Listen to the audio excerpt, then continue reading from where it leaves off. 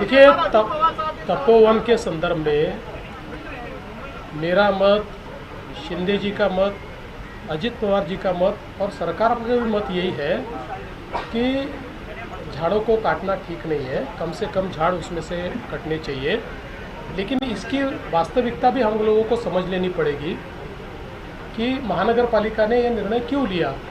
तो प्रयागराज का जो कुंभ मेला होता है उसके लिए कुल 15,000 हेक्टेयर जगह है।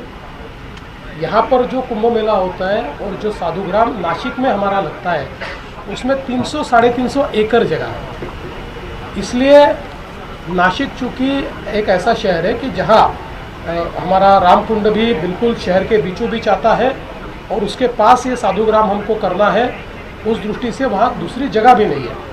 और अगर इस जगह के आप 2015-16 के गूगल इमेजरी देखेंगे तो आपको ये झाड़ नज़र नहीं आते। ये झाड़ मूल रूप से जो लगे हुए हैं, ये जिस समय 50 करोड़ की झाड़ लगाने की मुहिम हमारी पिछली सरकार में हुई थी, उस समय महानगर पालिका ने निर्णय किया कि ये 12 साल जगह खाली रहती है, तो खाली जगह थी तो वहाँ पर उन्होंने पेड़ लगाए। बहुत अच्छा काम महानगर पालिका ने भी उस समय किया, पेड़ लगाना अच्छी बात थी।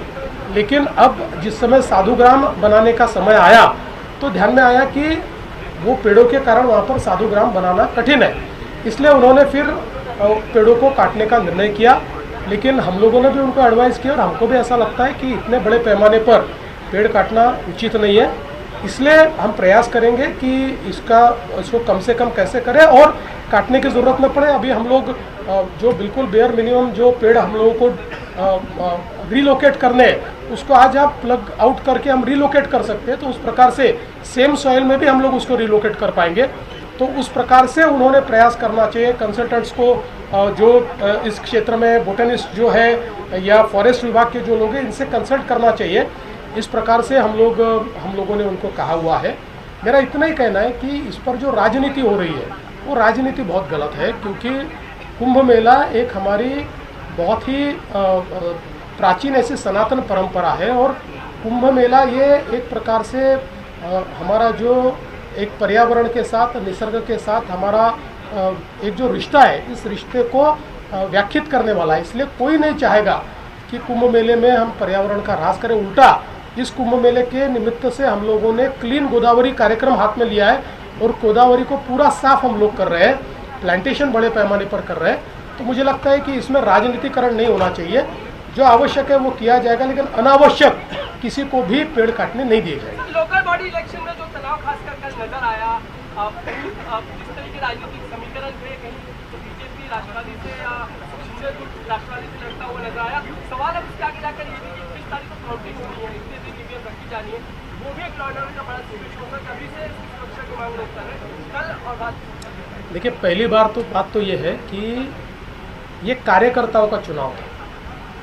इसलिए हम तीनों पार्टियों ने यह तय किया कि जहाँ जहाँ कार्यकर्ता प्रबलता से चुनाव लड़ना चाहते हैं वहाँ कार्यकर्ताओं को लड़ने दिया जाना चाहिए, क्योंकि ये बिल्कुल हमारी आखिरी इकाई है शहरों में। और कार्यकर्ता हमेशा कहता है कि भाई आप लोगों के लिए हम मेहनत करते हैं, हमारे लिए आप कब करोगे। इसलिए हमने तय किया कि कार्यकर्ताओं को लड़ने दीजिए। हम तीनों नेता अपने कार्यकर्ताओं के लिए प्रचार में भी गए। मैं मुख्यमंत्री हूँ, लेकिन मैं 10,000 वोट वाले शहर में भी गया, क्योंकि वहाँ कार्यकर्ता लड़ रहा था और इस माध्यम से लोगों तक हमारी बात पहुँचती है। इसलिए हमने इस चुनाव को ठीक ढंग से निभाया। और मुझे ऐसा लगता है कि इक्का दुक्का जगह पर तनाव हुआ, मैं नहीं कहता, लेकिन वो छोड़कर ओवरऑल कहीं पर भी तनाव नहीं दिखा। ये पीसफुली हुआ, क्योंकि हमने अपने अपने केडर्स को कहा था कि भाई कहीं पर अगर हम एक दूसरे के सामने लड़ रहे हैं तब भी हम एक दूसरे के शत्रु नहीं, हम एक दूसरे के दोस्त हैं, हम लोग साथ में सरकार चलाते हैं। इसलिए इसको अलग ढंग से न लिया जाए। तो मुझे लगता है कि इस मामले में कोई किसी के मन में शंका नहीं है। और मैं आज भी कहता हूं कि आप देखिएगा, हम तीनों पार्टियां मिलाकर 75% जो नगर पालिकाएँ हैं उस पर हमारा कब्जा होगा या हम लोग उसको जीतेंगे, तीनों पार्टियां मिलाकर। और अब ये तो ठीक है कि 21 तारीख का मतदान, अब उसके ऊपर तो मैंने उसके ऊपर मेरा भाष्य किया है कि बहुत ही गलत निर्णय है। लेकिन अब चूंकि न्यायालय का निर्णय और इलेक्शन कमीशन का जो निर्णय होता है, दोनों को स्वायत्तता है, तो उस पर हम ज़्यादा क्रिटिसाइज़ नहीं कर सकते। लेकिन मुझे पूछेंगे तो मुझे चुनाव डेफर करने का भी और जो काउंटिंग है उसको डेफर करने का है, दोनों निर्णय मुझे ठीक नहीं लगे हैं, तो उस पर मेरा रिजर्वेशन है ही। लेकिन मुझे लगता है पुलिस के ऊपर ये जिम्मेदारी है, क्योंकि ये आज ही मैं आपको बोल देता हूँ कि जैसे ये लोग हारेंगे 21 को काउंटिंग के बाद, जैसे हारेंगे वैसे ये लोग बताएंगे कि सरकारी पार्टी ने षड्यंत्र करके काउंटिंग को आगे बढ़ाकर ईवीएम कैसे बदल दिए। ये रिथॉरिक आने वाला है, ये एक प्रकार से उनका डायलॉग तय है।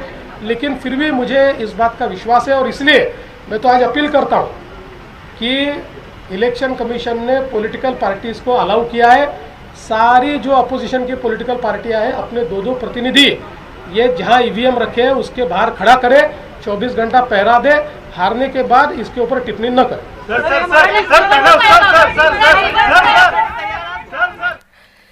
मतमोजणी पुढे ढकलण्याचा निर्णय हा अयोग्य असल्याचं मुख्यमंत्री देवेंद्र फडणवीसांनी म्हटलंय।